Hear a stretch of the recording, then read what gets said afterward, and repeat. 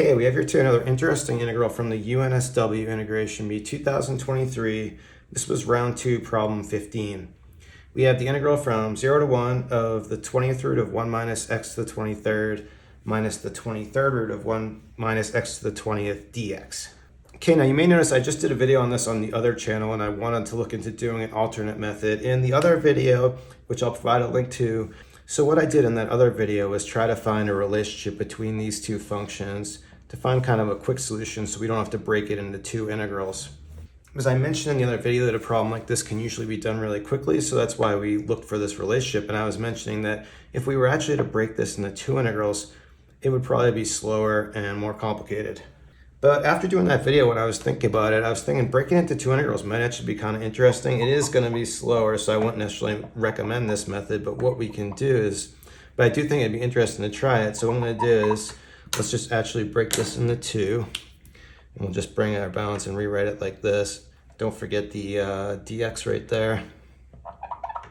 So now that I've broken this into two integrals, what I want to do is we want to solve these separately. I'm going to actually want to rewrite these in a slightly different form. So what I'm going to do is for this first one, I'm going to write it as 1 minus x to the 23rd, but write it as an exponent instead of in a radical. So I'll write it as 1 over 20th as the power. And then doing the same thing over here, we're just going to write this as 1 minus x to the 20th, and we'll write the power as 1 over 23. And then from here, we'll do something kind of odd. I'm actually going to just create an x here, but we'll do it as x to the 0 power. So I'm just multiplying by 1, which isn't changing it, and we'll do the same thing here. And I do that just so that we can notice the similarity in each of these to the beta function.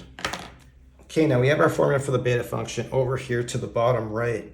And just notice there's quite a few different versions of this formula, so I wanted to use this particular one to match our integral. So typically this formula is written with an n out front, which is the same as this exponent. But what I did is I just divided by n on both sides, so we have this 1 over n here. And you'll notice what this is going to allow us to do. If we can find our z1 and z2 value, then we're going to have an easy way to calculate this with the gamma function. So let's see how this is going to work. So I'm just going to start with this first integral on the left. And we'll notice here we have our n value matching this exponent right here. So we can say our n value is going to be just 23. And then let's deal with this x to the 0. So that's going to match this exponent over here. So we're saying what we want to do is we want to find our z1 value. And we're saying our n times z1 minus 1 is going to equal 0. So n is 23 times z1 minus 1 is going to equal 0.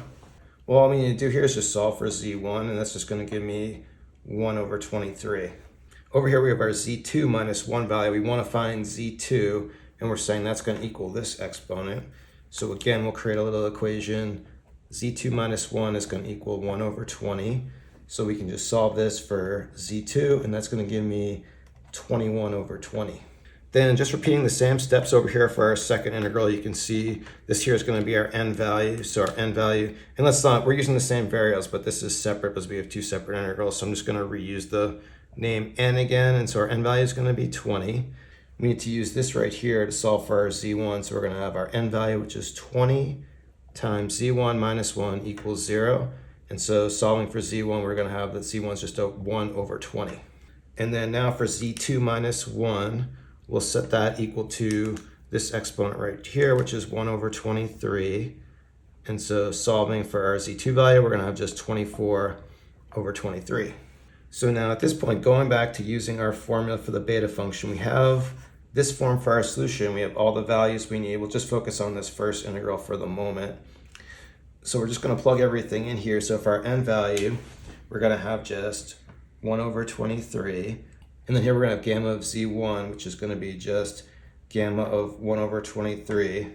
Then gamma of z2, so this is going to be gamma of 21 over 20. And then in the denominator, we're just going to have the sum of the two, the sum of z1 plus z2. So that's going to be 1 over 23 plus 21 over 20. And then I'm going to repeat the exact same steps for our second integral using this n value, this z1 value, and this z2 value. So at this point, we're in pretty good shape. We just need to calculate this thing out and get this as a numeric value. And you may have a concern. You might be like, what is the gamma function? How do we calculate it? What's happening right now? Well, I do have a bunch of other videos on the gamma function and the beta function. So I'll provide links in that if you want to get some more background on how we calculate this. Now, in this case, there's kind of some good news and bad news. These values like gamma of 1 over 20, gamma of 1 over 23, These are actually really hard to calculate, but the really good news is that we don't have to calculate them because we're going to have some nice cancellation. So for this example, if you don't know how to calculate the gamma function, it's not going to really matter because everything's going to kind of cancel out. But there is one formula we can use to help us out. So to calculate this, let me clean up the board and we'll get some more space. Okay, so now let's get to work on simplifying this. And first what I'm going to do is we're just going to deal with our denominators.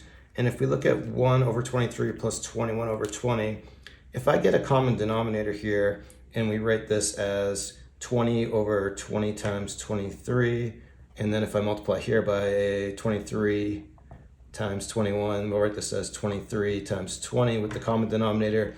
This is actually going to become 503, and multiplying this out, it's going to be 460.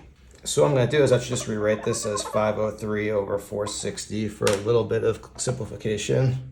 And if we do the exact same thing here and we get a common denominator and you put this together, what's going to happen here when we multiply by 20 over 20 here, notice again our denominator is 460, but our numerator is also going to be 503. So that's really nice because then we're going to have the same thing here in the denominator. Okay, now I did mention that we do have a nice formula to help us with simplifying some of these gamma functions. And what it is the gamma function can be related to the factorial. So what we have is this formula that we can say gamma of n plus 1 is going to be the same thing as n times the gamma of n. So what that's going to allow me to do is let's just focus on this piece right here. So if I use this formula on that, I can take the gamma of 21 over 20, subtract 1 from it, because this will be our n plus 1 value. If I subtract 1 from this, we're saying this is going to be equal to just 1 over 20 times gamma of 1 over 20. And then I'm going to do the exact same thing over here on this one, the gamma of 24 over 23. So if we rewrite that, if I subtract 1 from this using this formula, this is going to give me 1 over 23 times gamma of 1 over 23. So what I can do now is we can just take this and put it back in here, and I can take this one and put it back in here. Okay, so now I just rewrote it, updating the values in blue that we found on the previous board. And when I did that, I kind of cheated a little bit because I reordered things a little bit, right? I switched the order here of the 20 and the 23, switched some stuff in the numerator. But I did that just so that we could see clearly that this is actually identical to this now, right? We have everything, we have the same numerator, the same fractions in front. So this is going to just cancel with this, and we're left with our final solution of just 0.